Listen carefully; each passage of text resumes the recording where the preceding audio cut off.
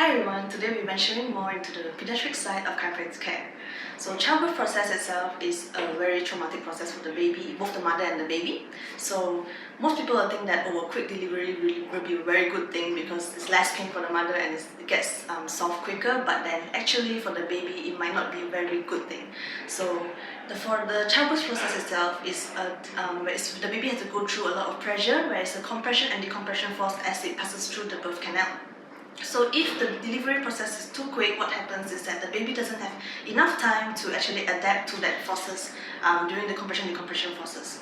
So this then, including sometimes some people might be using some intervention for their delivery process, such as working suction or forceps to help with the delivery. This might also cause some muscular imbalance or some injuries, small injuries towards the baby. So in terms of muscular imbalance, the most common type of cases that comes to the chiropractic clinic is actually minor muscular imbalances of the baby. So which will lead us to the main topic today, which is a positional head deformity, or in other words, a flat head or irregular head shape. So this comes to a chicken and egg situation where we are not sure whether it comes from the muscular imbalance that starts it, that causes the flat head, or is it the flat head that causes the muscular imbalance.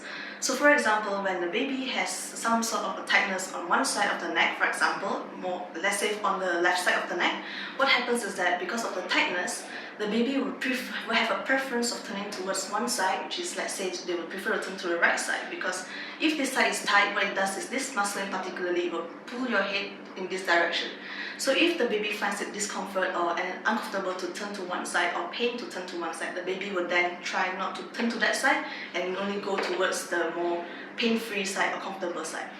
So over time, because of that, because of the baby's preference, and because they're always laying down on their bed, what happens is that the baby will start developing a flatness on one side of the head. Because the skull of the baby is still quite soft, so the constant pressure on the back of the head will then cause or develop a flatness there. So over time, this becomes a habit for the baby, because if you imagine putting the baby down every time on the bed, if let's say you put them on neutrally on the bed, when they turn, they will automatically land on that flat surface because it provides kind of a stable platform for the baby to rest on. So it will become then a resting position, and over time that long constant pressure will then increase the flatness of the head, and the muscle will always continuously be tight. So when that happens, the baby might then not be able to learn the motor control or the movement of the muscles to turn toward the other side. So maybe might think that, oh, maybe it's really good, I can do everything on this side, why do I need to turn to the other side? Then they might not be able to then turn to the left side or in the long run. So usually these cases can be solved quite quickly or quite easily during the first few weeks or few months of their life. So the easier you discover this, the better it is in terms of the prognosis of recovering that. Because the brain is still growing, the baby is still growing, if we do give the right intervention towards the baby, then they can actually develop the roundness of the head back and they will not be flat for a long time.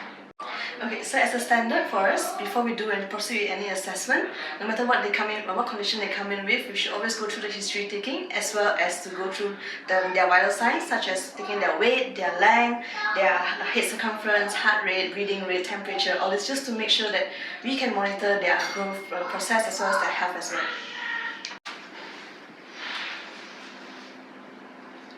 Okay. So this is one of the measurements that we can do to measure the flatness of the head. So by comparing the length on both sides, the one that's shorter is usually the side with the flat head.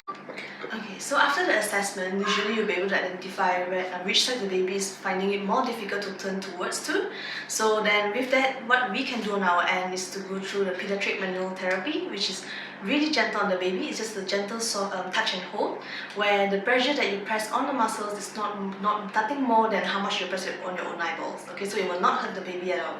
And after that, on your end, on the mother's end, what you all can do is that you can try to change the way you position the baby's bed or the baby's cot. If let's say you used to put them next to your bed, where they have to always turn towards their favorite side to see you, or where you carry them from is on their favorite side, what you can do is turn the bed around so that they are forced to look at the side they don't like to look at, to actually try to look at you when you come and pick them up or when they need to look at you. And other things that you can do is to place all the interesting toys on that side of the baby, and just to try to encourage them to turn to that side a little bit more. So other than that, another thing that's really important is tummy time, which is to have the baby to actually lie on their front, but supervised on a certain period of time, and that will, besides helping them to not lie on their back so much and give the pressure off the head, it can also help with developing their neck muscles at the back. So if you have any other further inquiries, do feel free to contact us and we will get back to you as soon as possible.